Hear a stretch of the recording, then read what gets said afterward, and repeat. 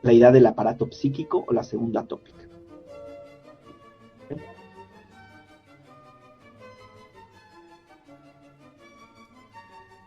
Entonces vamos a hablar un poquito del aparato psíquico o lo que se llama en psicoanálisis la segunda tópica, ¿sí?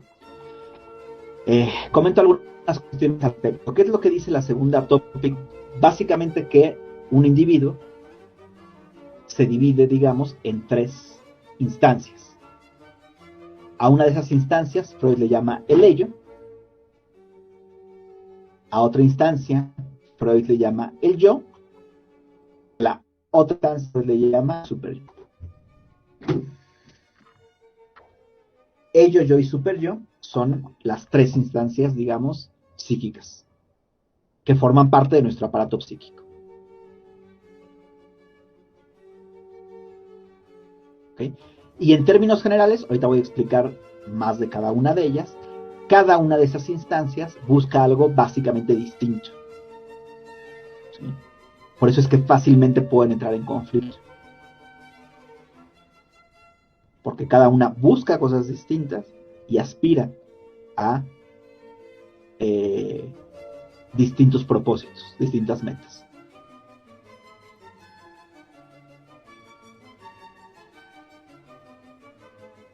¿Sí? Bueno, vamos a empezar entonces con esta descomposición del aparato psíquico, ¿sí? En las tres instancias, y vamos a empezar hablando un poco del ello, ¿sí? Que aparte yo sé que para ustedes es muy consabido qué es el ello.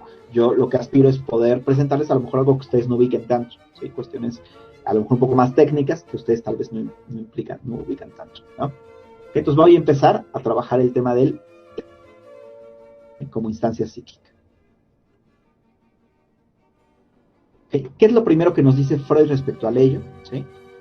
Tal vez lo más importante, o no lo más importante, pero una de las formas de distinguir, ¿no? Es que para Freud el ello es la instancia más primitiva de nuestro aparato.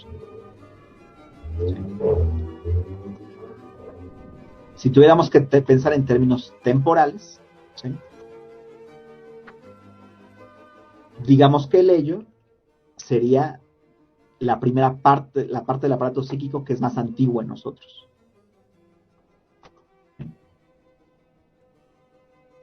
Les pregunto una cosa, ¿desde cuándo está el ello ahí? ¿Alguien sabe desde cuándo está el ello ahí?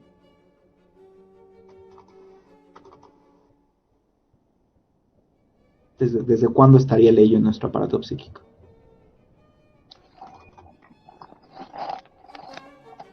Uh-huh.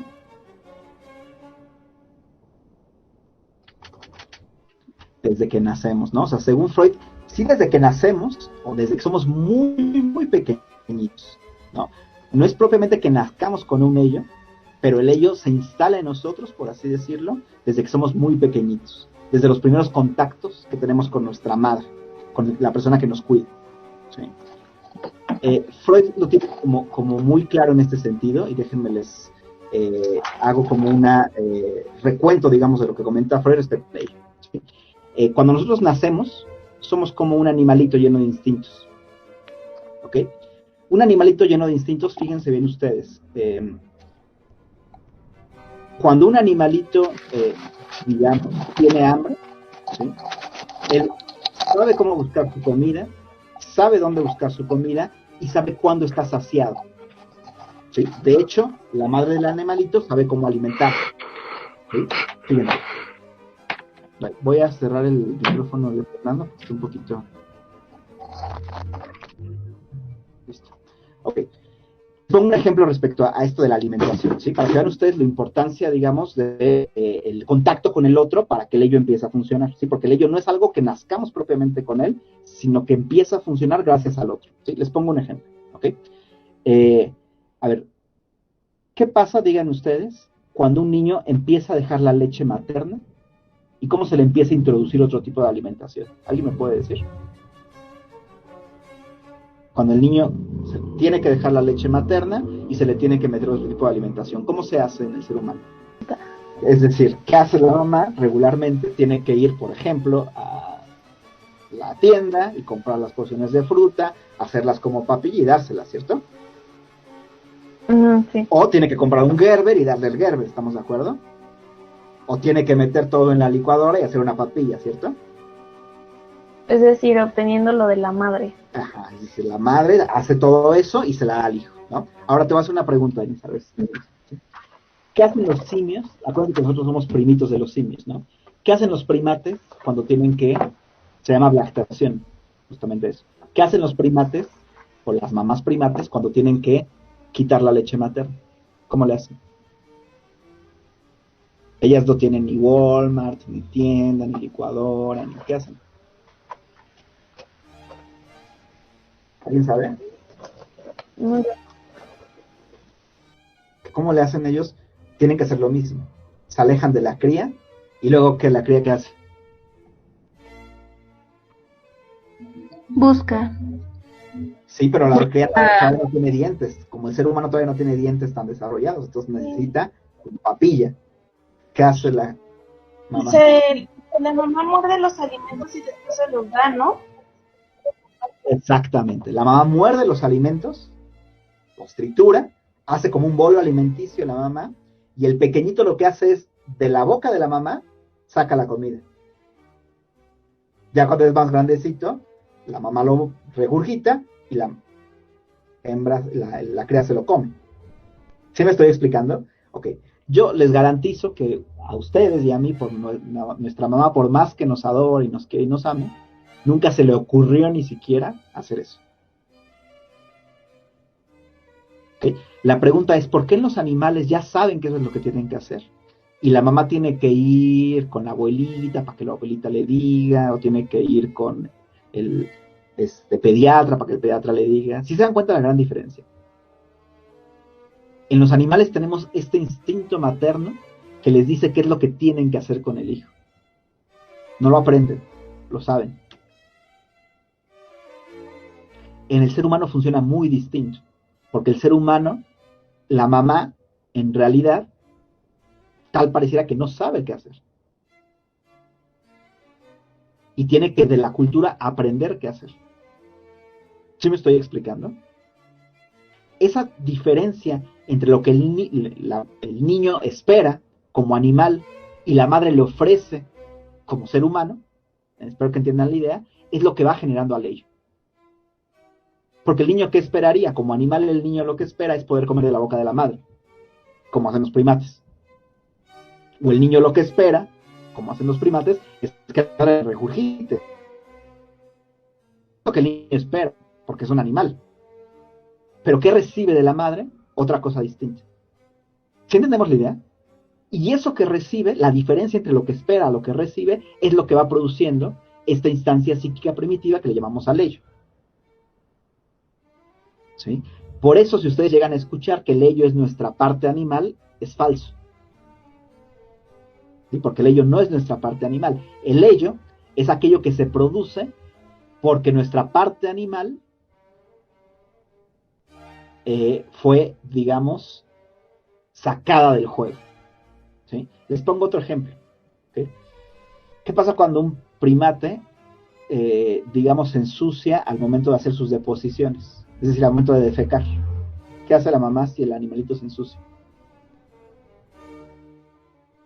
¿Alguien sabe? Lo limpia. ¿Y cómo lo limpia? ¿Con toallita? No, con su, creo que lo lame, ¿no? Lo lame en su colita. Lo lame en su colita y así lo limpia. Otra vez, yo les garantizo que su mamá, por más que los quiera, nunca pensó en hacer eso. Y no solo nunca pensó en hacer eso, sino simplemente no lo haría. ¿Por qué? Porque la madre y los cuidadores ya están atravesados por lo cultural. ¿Sí? Entonces, lo que nos cuida a nosotros de niños es un adulto, madre, padre, abuelo, que ya está atravesado por lo cultural. Y al estar atravesado por lo cultural, va produciendo un desarreglo, por así decirlo, en el cuerpo del niño. Porque el niño espera una cosa, el instinto le dice que tiene que esperar una cosa y recibe otra. Eso es a lo que Freud le llama el ello. ¿Sí? Por eso el ello no tiene medida, por así decirlo. Por eso en el ello hay pulsiones de muerte, ¿no? En el animal no hay pulsiones de muerte. ¿Por qué? Porque el animal, en cuanto está saciado, ¿qué pasa cuando un animal está saciado? O sea, ya comió suficiente. ¿Qué hace el animal? Deja de comer. En automático, ¿no? Y a ver, sean sinceros, ¿cuántos de ustedes han seguido comiendo aun cuando están llenos? ¿O cuántos de ustedes no saben detectar muy bien si ya están llenos o no están llenos? O a veces no comen aun cuando tienen hambre, o comen aun cuando no tienen hambre. Eso no pasa en los animales porque los animales saben exactamente qué es lo que tienen que hacer. ¿Sí? Un dato aparte son los animales que conviven con los seres humanos. Sus perritos, sus gatitos, ustedes los han alterado. ¿Sí? Mi perrita, por ejemplo, bien curiosa, porque mi perrita no come si yo no estoy con ella. No come si yo no estoy con ella, es decir, es más histérico que nada. ¿Sí? ¿Por qué? Porque esa perrita ya está alterada, pues obviamente por la educación que ha tenido por mí. ¿Sí me estoy explicando? Entonces, el ello viene de ahí. ¿Sí? El ello no son los instintos. Quitémonos esa idea, por favor. Los animales tienen instintos. Nosotros, el instinto nos fue retirado por el efecto de la crianza. ¿Sí? No porque se lo propusieran nuestros papás, sino simplemente porque nuestros papás, de la única manera en cómo saben criarnos, es como la cultura le ha dicho que nos tienen que criar, como ellos aprendieron. Pero eso ya no pertenece a la naturaleza, pertenece a la cultura. ¿Sí? Es en ese sentido que Freud dice que el ello es el depósito de las pulsiones. O es el lugar en donde están albergadas las pulsiones. Que me voy a regresar a este esquema, que es el esquema del huevo. Este es de Freud. Y justamente lo que Freud, fíjense dónde pone el ello. Aquí está el ello. ¿Sí? Las pulsiones que vienen del cuerpo, ¿sí?, están en el ello. ¿Sí? Por eso Freud también dice respecto al ello que es el oscuro núcleo de nuestro ser, ¿no? Porque ahí están precisamente albergadas todas las pulsiones. ¿Sí? Ahora, cuando yo utilizo la palabra pulsión, por favor, la palabra pulsión, ¿qué entienden por pulsión? ¿Qué les viene a la mente cuando digo pulsión?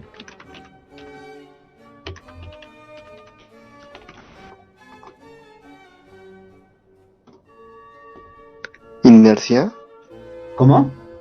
¿Inercia? Inercia puede ser, inercia. Puede ser también entendida como una forma de tensión. ¿Mandé? ¿Un impulso? Un impulso, exactamente. Las pulsiones son eso, es tensión, es inercia, también me gustó la palabra, son impulsos. ¿Sí? Que buscan expresarse. Y como puedan. ¿Okay? Entonces, para Freud, en el ello están estas pulsiones que son el oscuro núcleo de nuestro ser.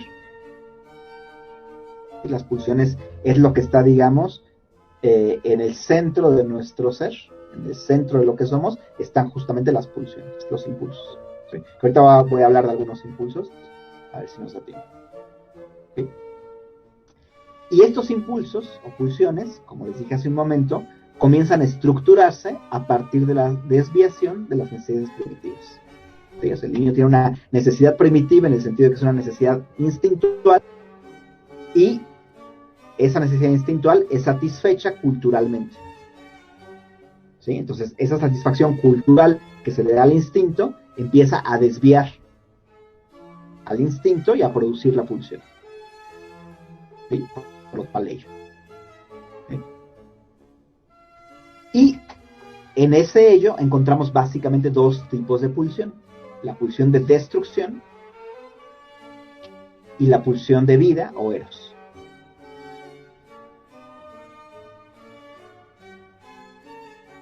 ¿Sí? ¿Cuál de estas dos pulsiones es más primitiva? Pues obviamente la pulsión de destrucción. ¿Sí? Porque la pulsión de destrucción lo que busca es encontrar satisfacción independientemente de que haya o de que se ponga en juego la vida de la persona. Independientemente de que sea una satisfacción que pueda ser dañina para el individuo, por ejemplo. Esa es la pulsión de destrucción. Mientras que Eros sería la pulsión de vida, que también es primitiva, pero no tanto. ¿Sí?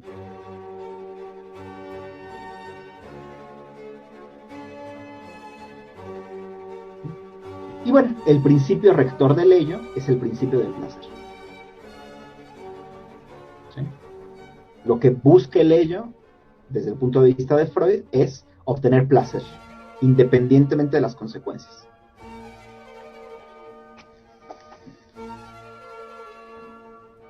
¿Okay? Nada más que aquí me gustaría como tal vez deshacer una idea que tal vez traen. Porque ustedes cuando piensan en placer, ustedes piensan en, probablemente, y yo también lo pienso, en estar a lo mejor en Acapulco, tranquilo, con una cerveza, aunque tenga clase de psicología clínica. Bueno, en Freud eso no es el placer. Eso no es el placer en Freud. ¿Sí? Para Freud el placer, al que busca el ello, le llama placer de órgano.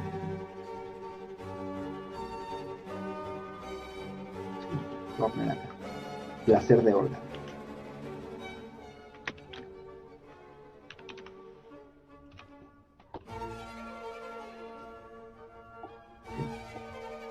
¿Por qué placer de órgano? Porque lo que busca es que el órgano en particular que está experimentando la tensión descargue. Por ejemplo, si la boca es lo que experimenta tensión, que la boca descargue. ¿Sí? O si el aparato musculatorio es el que experimenta tensión, que el aparato musculatorio descargue. ¿Sí? Ahorita voy a poner algunos ejemplos. ¿Sí? Entonces las pulsiones, no piensen ustedes que las pulsiones buscan a que yo como organismo completo encuentre placer, sino que al órgano que está experimentando tensión descargue.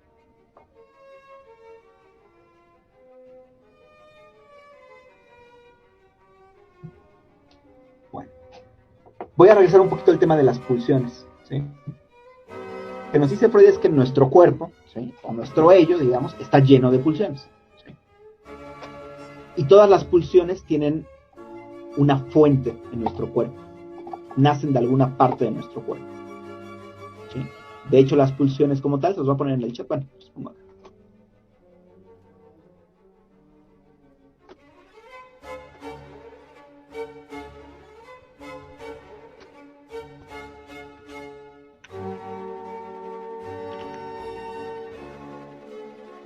Me detengo en el tema de las pulsiones porque es justamente muy importante para entender al ello, ¿sí?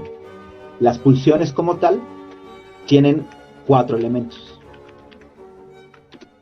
¿sí? Tienen una fuente, que es una parte del cuerpo, por ejemplo, o el ano, los genitales.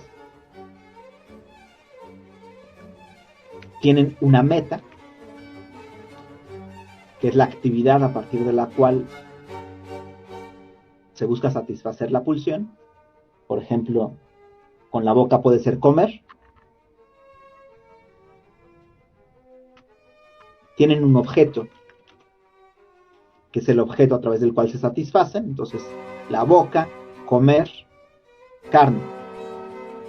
O la boca, mamar, seno. Y tienen una energía, ¿sí? Que la energía es la fuerza que tiene la pulsión.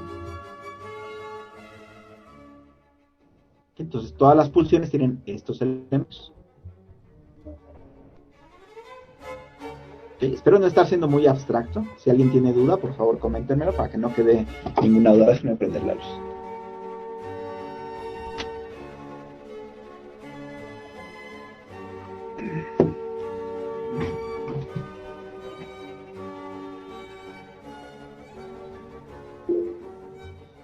¿A qué me refiero con energía? Es la fuerza que tiene la pulsión en específico, ¿no?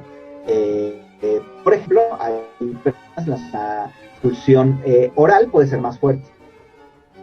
O personas en las cuales la pulsión musculatoria, que vamos a revisar, puede ser más fuerte, ¿sí?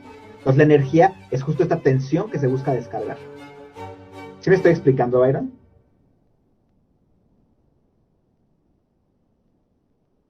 ¿Sí? Por ejemplo, cuando yo tengo hambre, probablemente la pulsión oral sea mucho más fuerte y tenga más energía. Entonces, estos son los elementos de la pulsión. Ahora, muy importante, por lo menos en el contexto de esta clase, ya después de hablar, o por lo menos en el contexto de esta clase, no se puede confundir la pulsión con el instinto.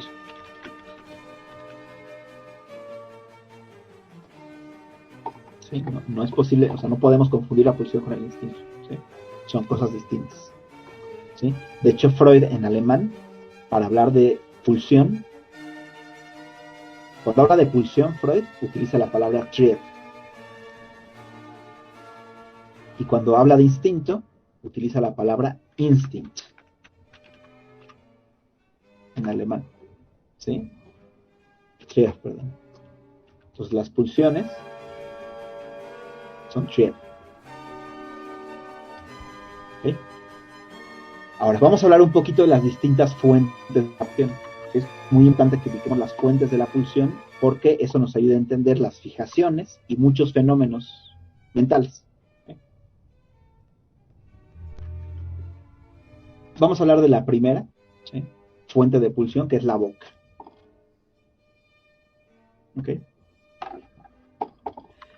Cuando la fuente de la pulsión es la boca, el nombre que le damos a esa pulsión es la pulsión oral. ¿Sí?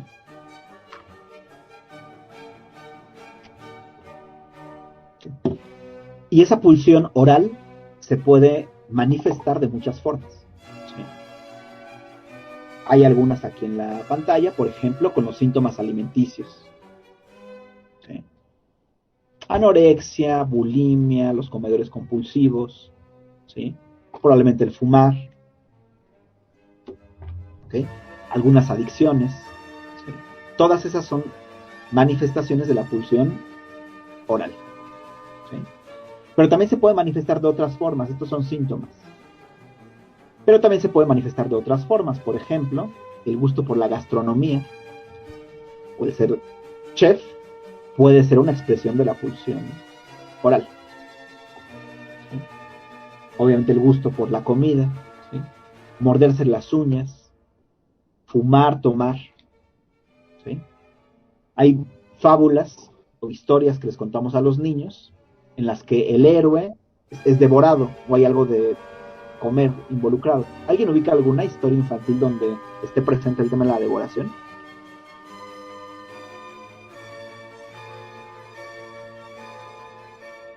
Hansel y Gretel, por supuesto. ¿No? En Hansel y Gretel está súper presente el tema de se comen a la casa, ¿no? Y entonces la bruja se los va a comer a ellos, ¿no? ¿Por qué a los niños sí les hace impacto eso? Bueno, porque evidentemente los niños y los adultos también entendemos ese tema de la pulsión oral, ¿no? El canibalismo. ¿Han visto este tema de la Deep Web, no? Como sectas caníbales y lo que sea, tiene que ver con lo mismo. ¿Sí? La historia esta de Caperucita, ¿no? El lobo feroz que tiene una bocota, ¿no?, y se come a la abuelita. Bueno, pues es una expresión de la pulsión oral, ¿no? Y también se manifiestan algunos rasgos de personalidad. Por ejemplo, las personas muy, muy pasivas, o muy, muy optimistas, o muy, muy pesimistas, son formas de expresar la pulsión oral.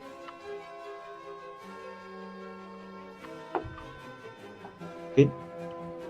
Piensen también en ustedes en algunas frases de la vida cotidiana, ¿sí? Por ejemplo, seguramente han escuchado alguna vez esta frase muy cursi, pero que se dice cuando le decimos a una persona te voy a comer a besos. Si se dan cuenta, es horrible la idea, ¿no? Que te voy a comer a besos. O sea, si lo pensamos literalmente, es horrible. ¿Okay? Pero de alguna manera nos parece una frase no tan fea porque la interpretamos en función de la oralidad. ¿Okay? Entonces fíjense cómo la pulsión oral puede tener muchas expresiones muy distintas. ¿Sí? A diferencia del instinto animal, donde el instinto de alimentarse es alimentarse y punto, la pulsión oral se puede buscar expresar de distintas maneras. ¿Sí? Incluso en algo tan extraño como no comer. La pulsión oral se puede expresar no comiendo. ¿Sí? ¿Sí me estoy explicando? Bien. Sí. Otra fuente de pulsión es el esfínter anal, tanto el interno como el externo. ¿Sí? El esfínter es un aparato muy importante, es un músculo, el esfínter. ¿Sí? Les voy a dar una pequeñísima explicación por qué es tan importante para Freud. ¿Sí? Fíjense que los seres humanos tenemos dos tipos de músculos, los músculos lisos y los músculos estriados. En general tenemos esos dos tipos de músculos. ¿Sí? Los músculos estriados son los que podemos controlar voluntariamente. Por ejemplo, cuando yo estoy moviendo mis manos, pues estoy moviendo a través del músculo estriado. ¿Sí? O cuando yo muevo mi cuello, lo muevo a través del músculo estriado. ¿Sí? Pero hay otro conjunto de músculos que son los lisos, que no podemos mover voluntariamente. Por ejemplo, los músculos de el cristalino, ¿sí? Que movemos para contraer la pupila, ¿sí? Del iris, perdón, para contraer la pupila, ¿sí? Esos músculos no los podemos controlar a voluntad, se mueven solitos, se llaman músculos lisos. ¿Okay? El gran tema es que el esfínter anal, interno y externo, o sea, los esfínteres, son en realidad músculos lisos. Fíjense qué loco, entonces supuestamente biológicamente no tendríamos que tener demasiado control sobre esos esfínteres. Deberían funcionar más o menos de manera automática. Sin embargo, la crianza y la cultura han hecho que el ser humano sea capaz de controlar estos esfínteres que no tendrían por qué ser controlados voluntariamente. ¿Me están siguiendo en la idea? ¿Sí? Por eso el tema del esfínter anal es tan importante para Freud. ¿Sí? Porque ahí se ve claramente cómo la cultura invade al cuerpo y pone a funcionar al cuerpo como la cultura quiere. ¿Sí? Fíjense ustedes que en la biología, en la naturaleza, en ningún lugar está escrito que uno tiene que hacer sus deposiciones en un sanitario, en un vigitorio. Eso es absolutamente cultural. ¿Sí me estoy explicando? ¿Sí? Bien. En todo caso, como fuente de pulsión, el esfínter tiene como nombre la pulsión anal y se puede manifestar en un conjunto de, digamos, expresiones, ¿no? Por ejemplo, la encopresis, niños que ustedes saben no pueden controlar su esfínter puntualmente. O al contrario, las personas que controlan demasiado el esfínter y se estriñen. Las personas excesivamente pulcras. Sí entendemos por qué, ¿no? Porque el niño, digamos que el impulso es vaciar su intestino y entonces tiene que ver con ensuciarse. Entonces lo contrario puede ser extremadamente pulcro, ¿no? Algo que Freud descubre en los niños, que es la teoría infantil de la cloaca. ¿Sí? Hay muchos niños, en general todos los niños, piensan que los bebés nacen por el ano. El bebé no tiene como forma de imaginarse que el bebé nace por la cavidad vaginal, digamos. No lo entiende. Entonces el bebé piensa, el niño piensa muy raro, piensa que se insemina por la boca y piensa, o sea, oral, y piensa que se da a luz por el ano, ¿no? Que tiene que ver precisamente con la pulsión anal, ¿no? Las personas muy tenaces, ¿sí? Muy rígidas. Las personas muy ordenadas, muy disciplinadas, ¿sí? Muy detallistas, escrupulosas, ¿sí? Tacañas, que retienen el dinero, ¿sí? O las personas desaliñadas. Todas estas son expresiones de la pulsión anal. Entonces, fíjense bien cómo la pulsión anal, igual que el oral, se puede expresar tanto como de manera activa, digamos, dejando ir, o de manera pasiva, no, más bien de manera pasiva dejando ir, o de manera activa reteniendo. ¿Sí? Bien. Entonces, ese es, digamos, en cuanto a la pulsión anal y se le llama precisamente o el esfínter anal, ¿no? Tenemos también la pulsión que Freud llama, aquí está mal mi presentación, porque es la pulsión uretral, que también tiene que ver con otro esfínter, pero es el esfínter uréter, ¿sí? Que nos permite hacer el ejercicio de micción. ¿Sí? Ese esfínter uretral se puede manifestar, o esa pulsión uretral se puede manifestar en distintas situaciones, como por ejemplo la enuresis, ¿sí? Que ustedes ubican, son niños que no pueden controlar su micción, ¿sí? Hay una parafilia, no sé si alguien lo ubica, a ver si me puede ayudar. Una parafilia, bueno, una práctica sexual que se llama la lluvia dorada. ¿Alguien lo ubica? ¿De qué trata la lluvia dorada? Cuando a alguien le orinan encima, ¿no? Exactamente, que es tremendamente placentero para la persona que lo experimenta, ¿no? Cuando tiene ese muchísimo, ¿sí? Pero ¿por qué alguien disfruta de eso? Precisamente porque está vinculado con este tipo de pulsión, ¿sí? La idea de marcar el territorio. ¿Sí? Ustedes, ¿para qué los animales orinan? Básicamente para dos cosas, para desintoxicarse, pero también una vía para, digamos, la orina se utiliza para marcar el territorio, ¿no? Entonces, fíjense bien cómo, por ejemplo, los chicos, ¿sí? A ver, aquí los chicos me pueden ayudar. ¿Cómo dicen los chicos? O no sé si todavía lo digan, pero por lo menos seguramente lo escucharon alguna vez, cuando van a orinar. ¿Alguien tiene alguna manera medio vulgar de decirlo?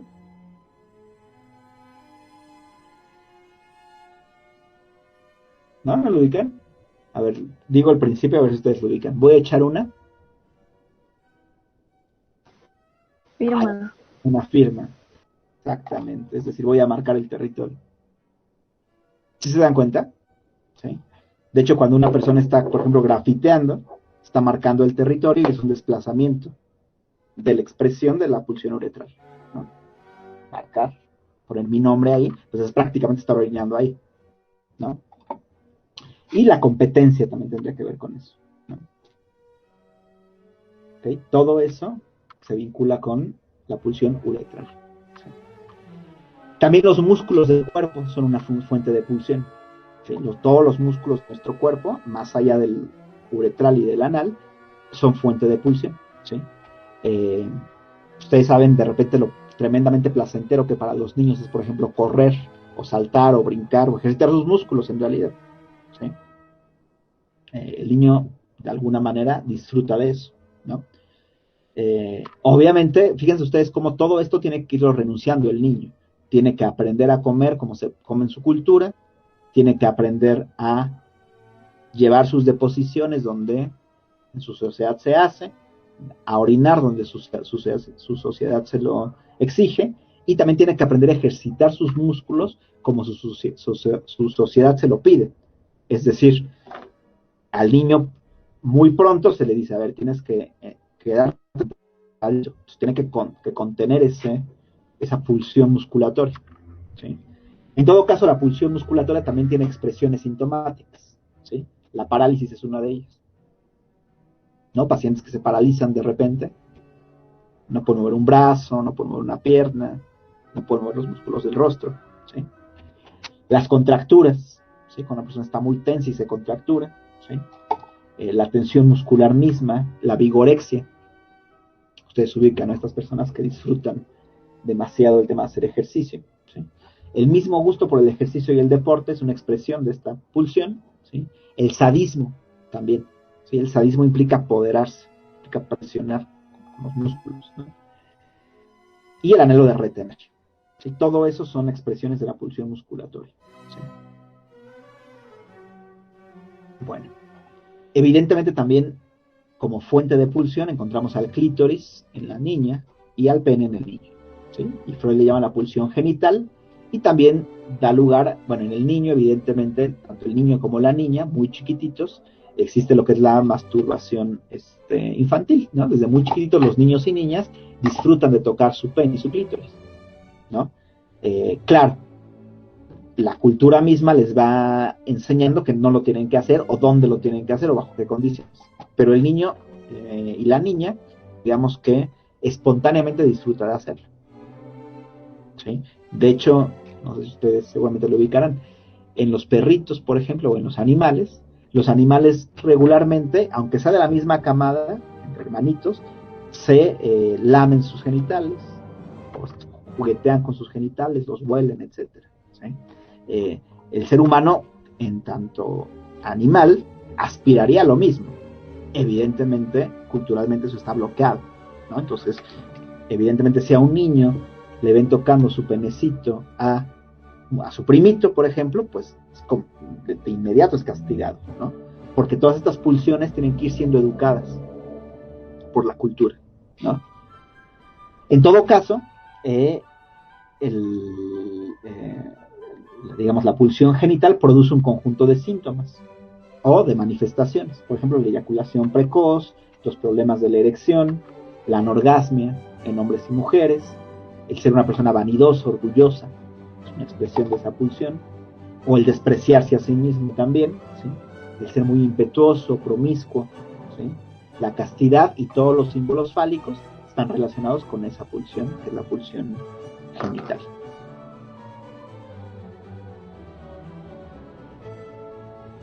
¿Sí?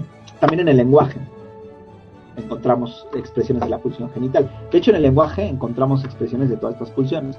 Yo les voy a poner un ejemplo de esta y a ver si alguien encuentra en el lenguaje expresiones de estas pulsiones, ¿sí?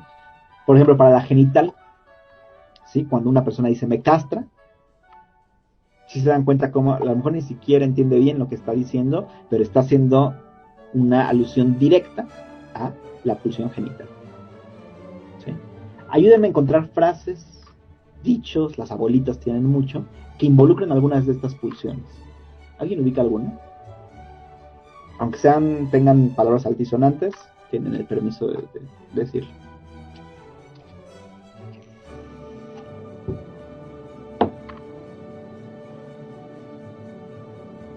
Acá ya dije, ¿no? Te voy a comer a besos. ¿Sí? ¿Qué otras expresiones tendremos en estas pulsiones en términos de lenguaje? Alguien ayuda, por favor. Me quiero comer el mundo. Me quiero comer el mundo es una expresión oral, por supuesto. O sea, te quieres comer el mundo, ¿no? Te vomito, por ejemplo, también, ¿no? Me vomito. Me da asco, ¿no? Muy bien. ¿De alguna otra? Hay un buen, ¿eh? Ya dije una de la uretral, ¿no? Voy a echar la firma del uretral. Si mueves. Me purga, excelente, me purga, que estaría vinculado con la anal, ¿no? ¿Sí? Y también un poco, ¿sí? Ajá. El de si mueves en musculatoria. Si mueves, claro, si mueves, ¿no? Por supuesto, ¿no? La musculatoria, ¿no? Los remordimientos, ¿dónde los ubican? En la oral. La oral, ¿no? Claro, ¿sí? Voy a sick pack, o sea, cuando digo sick pack es como diría un paciente, ¿no? Me caga. ¿En dónde? En anal. Anal, por supuesto, ¿no? Otra vez, sick pack. Se cagó en la anal. ¿Sí se dan cuenta? Entonces, realmente nuestro lenguaje cotidiano está infestado de esto, ¿sí? Y casi siempre son o expresiones poéticas o también expresiones escatológicas, es decir, groseras, actualmente, ¿no? ¿Ok? Con la genital, bueno, no tengo ni que decirlo, ¿no? Todos los juegos de palabras que aluden al pene, ¿no? Tienen que ver con eso, con la genital, ¿no? Y fíjense cómo hay como una desplazamiento. Voy a sick pack otra vez, ¿sí? Nadie se sienta ofendido por esto, pero bueno, se tiene que decir, ¿no? Este cuate es una verga, ¿sí? Este cuate es un chingón, este cuate es un fregón, este cuate es muy bueno, ¿sí?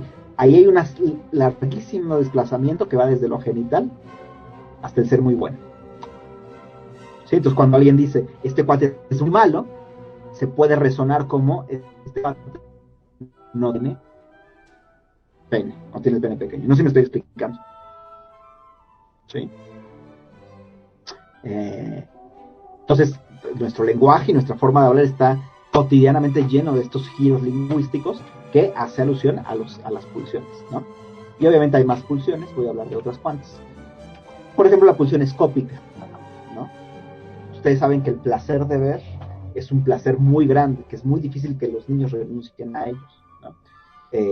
Al niño naturalmente es curioso, y de repente esa curiosidad incluso lo puede meter en problemas. Ustedes ubican esta frase, la curiosidad mató al gato, ¿no? Y esa curiosidad tiene que ver con el hacer de observar cosas que a veces no debería observar, ¿no? No son pocos los niños que por ese placer de ver a veces contemplan a sus papás, por ejemplo, teniendo relaciones sexuales, ¿no? Porque su curiosidad los llevó al cuarto en el peor momento y entonces se iban a la impresión. ¿Sí? Okay. Ese placer de ver, evidentemente el niño tiene que renunciar a él, pero se puede expresar de otras maneras, como por ejemplo con el voyeurismo. ¿Sí? Los voyeurs que disfrutan viendo a otras personas. ¿Sí? El exhibicionismo también es una forma al revés de ser voyerista, ¿no? El voyerista observa y el exhibicionista se exhibe, pero al final también tiene que ver con este impulso de ver, ¿no? Evidentemente en las alucinaciones visuales tenemos involucrada a esta fuente de la pulsión, en las cegueras psicógenas, a las cegueras que se producen por razones psicológicas, ¿sí? Todo el uso de la imagen como expresión artística, películas, pintura, ¿sí? Todo, es decir, ¿qué animal en su sano juicio se mete 2 horas a un lugar, estar sentado a observar una pantalla? Ningún animal lo hace, ¿no? Lo hacemos los humanos porque existe este placer de ver relacionado con la pulsión escópica, ¿no? Con el gusto por ver cosas prohibidas y la velocidad visual. Todo eso son formas de expresión, dentro de muchas otras, vinculadas con la vista, ¿sí? ¿Okay? Las cuerdas vocales mismas, que son las que nos permiten hablar, articular palabras, también son fuentes de pulsión, ¿sí? Es clarísimo cómo a los niños les fascina gritar, les fascina, es algo que pareciera que disfrutan de gritar, ¿no? Y evidentemente la crianza nos hace que poco a poco vayamos limitando ese placer que le podemos llamar placer invocatorio, ¿sí? Pero igual encuentra expresiones, ¿no? ¿Sí? El grito mismo, gritarle a alguien, ¿sí? Es una expresión de esa pulsión, ¿no? También las alteraciones del habla, como mi paciente, ¿no? Que no podía decir porque tenía algo que decir malo de su papá, ¿sí? El canto como expresión artística, el ir a conciertos, la música, todo eso está vinculado con este placer de lo invocatorio, ¿no? En nuestro aparato vestibular, que según ustedes ubican en la aparato vestibular,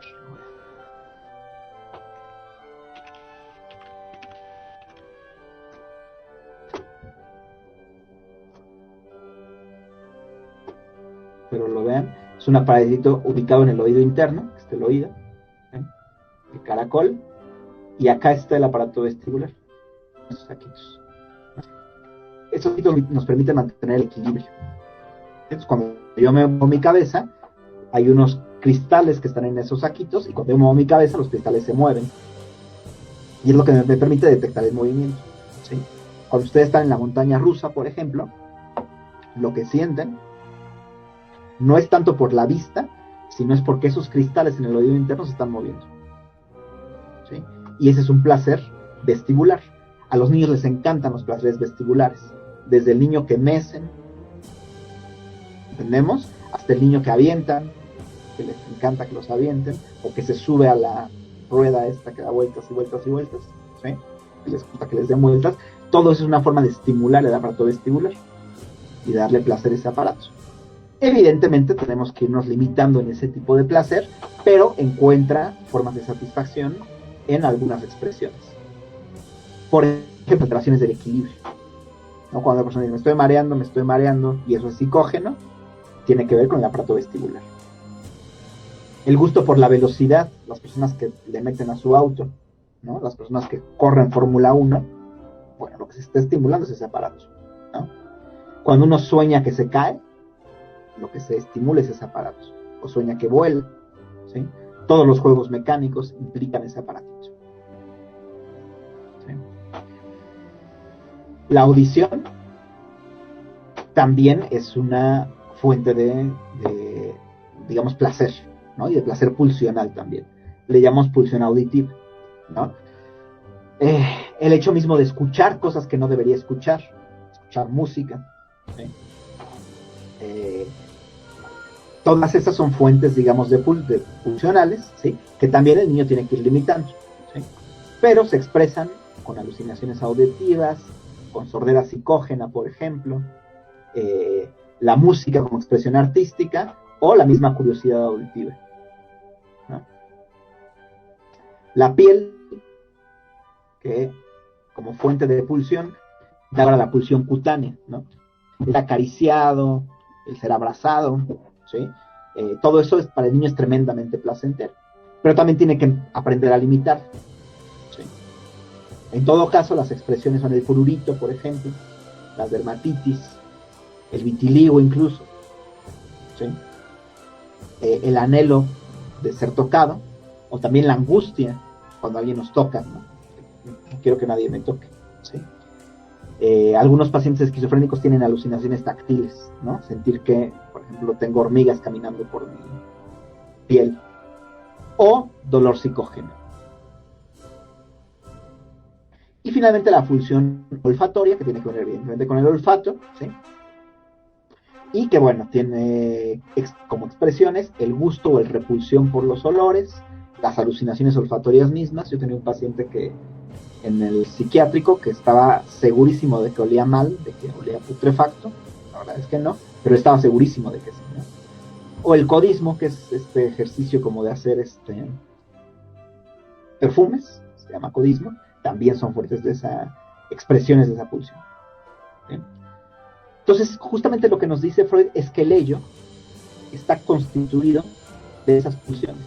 El ello está hecho de esas pulsiones, ¿sí? Si aquí tuviéramos que poner todas, aquí tendríamos que poner a cada una de esas fuentes de pulsión que buscan expresarse, pero que cuando buscan expresarse se encuentran con una barrera, ¿sí? Porque están reprimidas, y que para poder expresarse tienen que hacerlo de formas deformadas, valga la redundancia, ¿no?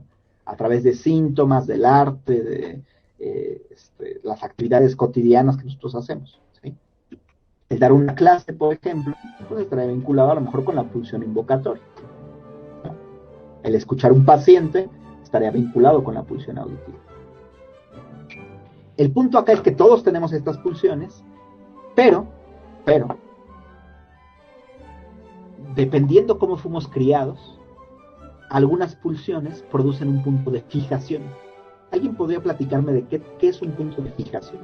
Ándale, creo que lo tienes perfectamente bien, ¿no? O sea, justamente el punto de fijación es porque una de estas zonas erógenas, todas estas fuentes de pulsión, son zonas erógenas, son zonas que nos provocan placer, mucho placer desde que somos niños, todas estas zonas. Piensen en un niño entre los 0 y los 5 años y piensen cómo disfruta de todas estas partes de su cuerpo, ¿sí? Ahora, ¿qué es lo que hacen nuestros cuidadores? Lo que hacen nuestros cuidadores es limitar esas formas de placer. Pues, lo que les decía, al niño, por ejemplo, le enseñan a que no puede comer primero lo que quiera, tampoco puede comer como sea, tiene que sentarse, tiene que tomar su cucharita, ¿sí? Tiene que come, da varios bocados, no sé a ustedes cuántos les decían, a mí decían 28 bocados, dejas tu cucharita, lo disfrutas y luego vuelves a comer. El niño quisiera comer como quiere, pero la educación lo que va haciendo es que esa forma de expresión de la pulsión vaya siendo limitada, ¿okay? El gran problema es que cuando nos están educando a veces nuestros papás, nuestros creadores, no por malvados, sino porque eso sucede, digamos que generan que uno de estos puntos se vuelve un punto demasiado erógeno. Por ejemplo, cuando el papá o la mamá castigan mucho la oralidad, entonces la oralidad se vuelve demasiado erógena, se vuelve un punto importante de fijación. Y al volverse un punto importante de fijación, ahí es donde se pueden producir síntomas. O es una fuente de placer que va a necesitar muchísima estimulación para mantenerse tranquila, por así decirlo, satisfecha. Igual con lo anal, ¿no? Si fue un campo de batalla enorme, el tema de dónde depositar las deposiciones, entonces, igual, lo anal se va a constituir en un punto de fijación. Y entonces a lo mejor ese niño va a tener encopresis, o a lo mejor ese adulto se va a estreñir, ¿sí? O va a tener problemas de colitis, de gastritis, ¿sí? Entonces, cada uno de estos puntos de fijación, cada una de estas zonas erógenas, perdón, puede ser un punto de fijación, dependiendo cómo haya sido educado por la crianza, ¿sí? Donde hubo mayores batallas más fuertes para educar al niño, van a ser puntos de fijación más importantes. Y esos puntos de fijación más importantes eventualmente pueden ser lugares donde el niño, el adulto, etcétera, termine somatizando. ¿Sí me estoy explicando? ¿Sí? Es muy importante que entendamos que los síntomas provienen o están relacionados con las zonas que fueron fijadas en nuestro cuerpo porque fueron zonas o son zonas demasiado erógenas.